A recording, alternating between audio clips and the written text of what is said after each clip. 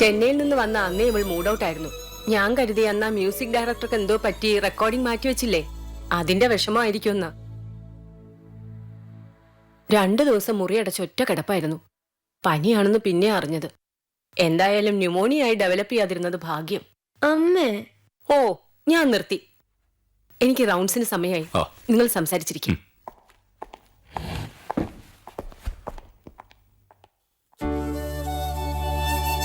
അമ്മ ഒന്നും അറിഞ്ഞിട്ടില്ല.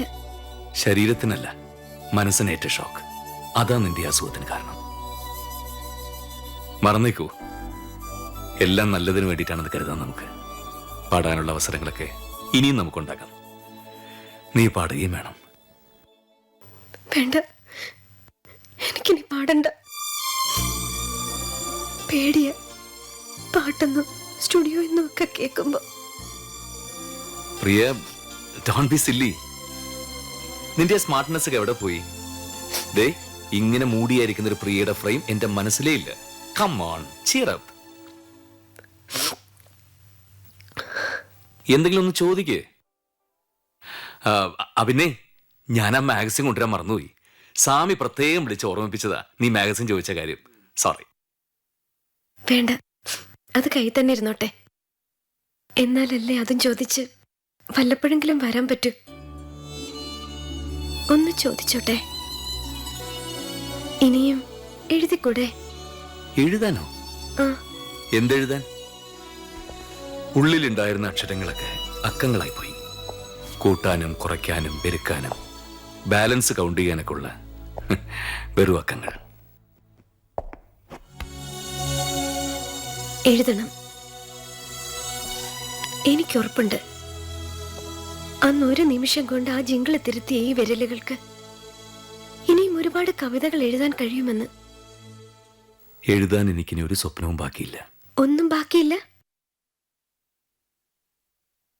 എങ്കിൽ കുറച്ച് സ്വപ്നങ്ങൾ ഞാൻ കടം തരാം.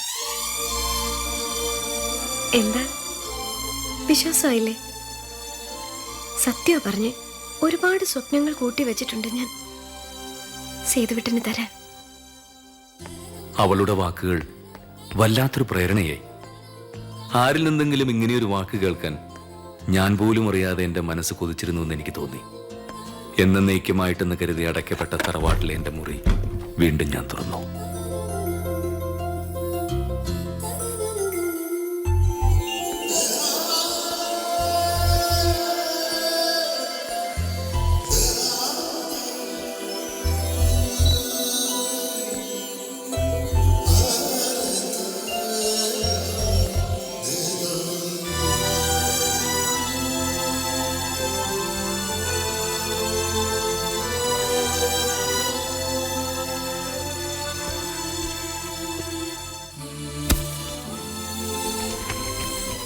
തടവറയിലായിരുന്ന കാളിദാസനും ഷെല്ലിയും ഷേക്സ്പിയറും കീറ്റ്സും വീണ്ടും ഉണർന്നു.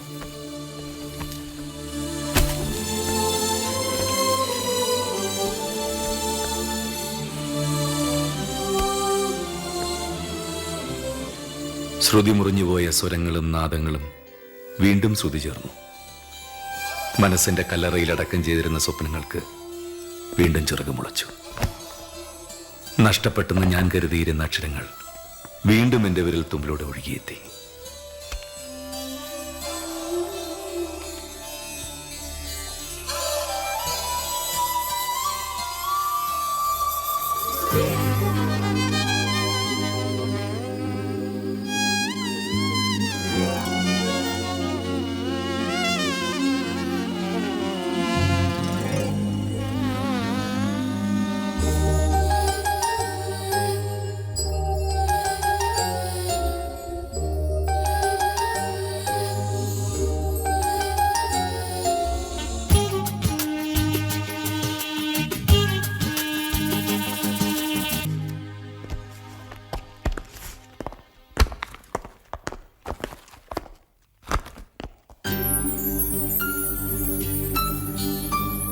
തറവാട്ടിൽ പൊടി പിടിച്ച് കിടന്നിരുന്ന പുസ്തകങ്ങൾ വൃത്തിയാക്കി ഇതാ ഈ ഷെൽഫ് വരെ എത്തിച്ചിട്ടുണ്ട്. ബിസിനസ് കണക്കുകളും കറസ്പോണ്ടൻസും ഒന്നും വേണ്ടെന്ന് പറയുന്നില്ല, പക്ഷെ ഇനി ഈ പുസ്തകങ്ങളും എഴുത്തും ഒക്കെ മറന്ന് മറ്റൊരു ലോകത്ത് മാത്രമായി ജീവിക്കാമെന്ന് കരുതണ്ട. എന്താ ഇനിയും എഴുതില്ലേ? വേണ്ട പ്രിയ, അന്ന് വെറുതെ ഒരു രസത്തിന് എഴുതിയതാ.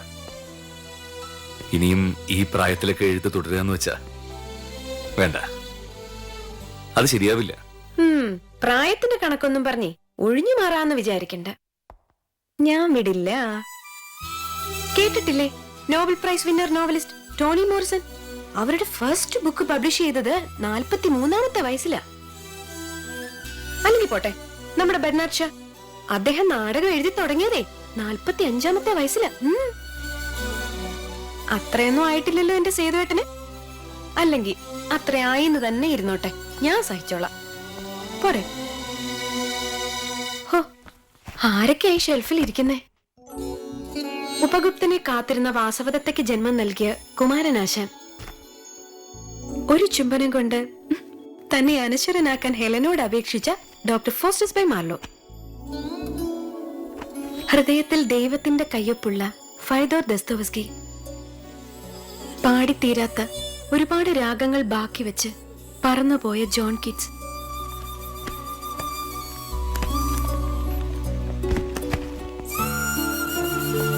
ഇവരോടൊപ്പം എന്റെ സേതുവേട്ടന്റെ രചനകളും ഈ ഷെൽഫിൽ ഉണ്ടാവണം.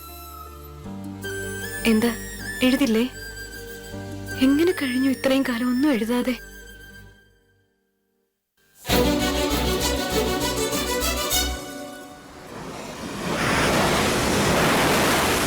ഈ കടല് പോലെയായിരുന്നു പലപ്പോഴും ജീവിതം. ചിലപ്പോ അലറി വിളിച്ച് പൊട്ടിത്തെറിക്കും, ചിലപ്പോ ശാന്തമായി ഇങ്ങനെ മയങ്ങിക്കിടക്കും. എന്തുകൊണ്ട് എഴുതിയില്ല എന്ന് നീ ചോദിച്ചില്ലേ? അപ്പോഴൊക്കെ ഞാൻ എഴുതിയിരുന്നെങ്കിൽ നീ വായിച്ച പോലെ ഒരു കവിതയാകുമായിരുന്നില്ല എനിക്ക് എഴുതാൻ കഴിയുമായിരുന്നത്. ജീവിക്കാൻ വേണ്ടി ഒരു തൊഴിൽ കണ്ടെത്തുക എന്ന ലക്ഷ്യത്തോടെ മാത്രം തുടക്കം കുറിച്ചൊരു ബിസിനസ് സ്ഥാപനമാണ് താര കമ്മ്യൂണിക്കേഷൻസ്. പിന്നീട് എപ്പോഴോ ദൈവാധീനം കൊണ്ട് നേടിയെടുത്തതാണ് ഇന്ന് എനിക്ക് എന്തെങ്കിലും ഉണ്ടെങ്കിൽ അതൊക്കെ. പക്ഷേ ഇതിനിടയിൽ പ്രിയപ്പെട്ടതൊക്കെ എനിക്ക് നഷ്ടപ്പെട്ടു, കവിതയും സംഗീതവും എഴുത്തും ഒക്കെ. എന്നിട്ട് മറ്റു പലർക്കും വേണ്ടി ഞാൻ ജീവിച്ചു, എന്നെ മനസ്സിലാക്കാത്തവരുടെ ഇടയിൽ ഒറ്റയ്ക്ക്. ഈ നഗരം എനിക്ക് തന്ന, ഞാൻ ഒരിക്കലും ഓർക്കാൻ ഇഷ്ടപ്പെടാത്ത മറ്റൊരു മുഖം. വേണ്ട, ഒന്നും ഓർക്കണ്ട. ഇഷ്ടപ്പെടാത്തതൊക്കെ ഈ കടലിൽ എറിഞ്ഞിട്ട് ഇഷ്ടമുള്ളതിനെ കുറിച്ച് മാത്രം ഓർത്താ മതി. ആ, ഓർത്താൽ മാത്രം പോരാ, എഴുതുകയും വേണം. സേതുവേട്ടന്റെ കവിതകൾ ഈ ലോകം മുഴുവൻ ഒഴുകിയെത്തണം. എഴുതില്ലേ? എഴുതാം. പക്ഷേ എന്റെ കവിതകൾക്ക് ജീവൻ കൊടുക്കാൻ പോകുന്നത് പ്രിയനന്ദിനിയുടെ ശബ്ദം കൂടിയായാലോ? Is it?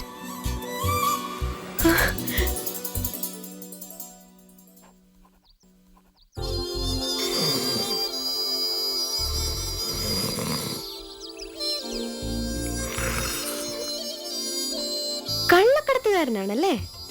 ആഡ് കമ്പനിയുടെ മറവിൽ അനാശാസ്യ പ്രവർത്തനത്തിന് ഓഫീസും വീടും പോലീസ് റെയ്ഡ് ചെയ്തിട്ടുണ്ട് അല്ലേ? ഏതോ ചീറ്റിംഗ് കേസിൽ പണ്ട് 7-8 വർഷം ജയിലിൽ കിടന്നിട്ടില്ലേ? ഇതൊന്നും ഞാൻ പറഞ്ഞതല്ല, Suryanarayanan, the famous music director. അമ്മയോട് ഫോണിൽ വിളിച്ച് പറഞ്ഞതാ. അപ്പൊ അവൻ ഇനിയും അടങ്ങിയിട്ടില്ലല്ലേ? എന്നിട്ട് അമ്മ എന്ത് പറഞ്ഞു? അമ്മ എന്നോട് ചോദിച്ചു ഇതിലെന്തെങ്കിലും വാസ്തവം ഉണ്ടോന്ന്. ഉണ്ടെന്ന് പറയായിരുന്നില്ലേ? ഉണ്ടോ? ഏയ്, സേതുവേട്ടൻ അങ്ങനെയൊന്നും ആവാൻ പറ്റില്ലെന്ന് എനിക്ക് അറിഞ്ഞൂടെ? എന്റെ മനസ്സിൽ ഒരേ ഒരു ചിന്തയുള്ളൂ, നമ്മുടെ പ്രോജക്റ്റ്, അതിന്റെ സക്സസ്.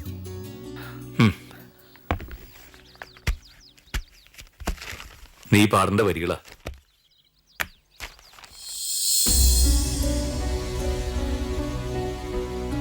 നിനക്കായി ദേവ പുനർജനിക്കാം,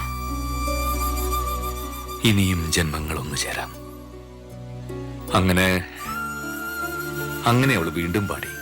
അറിയാം സർ, സാറിന്റെ ഫസ്റ്റ് ആൽബം സംഗീത ലോകത്ത് അതുണ്ടാക്കിയ സെൻസേഷൻ ഇതുവരെ കെട്ടടങ്ങിയിട്ടില്ല. അതെ, ഇപ്പോഴും ഓഡിയോ ഹിറ്റ്സ് ആയിട്ടുള്ള 1ാം സ്ഥാനത്ത് തുടരുകയല്ലേ? A great work. മനസ്സിൽ സംഗീതവും അക്ഷരങ്ങളുമായിട്ടുള്ള യാത്രയായിരുന്നു അത്. വിജയങ്ങൾ ഒന്നൊന്നായി നേടുമ്പോഴും അറിഞ്ഞിരുന്നില്ല എനിക്ക് വേണ്ടി ഒരുക്കിയ ചതിക്കുഴികളെ കുറിച്ച്.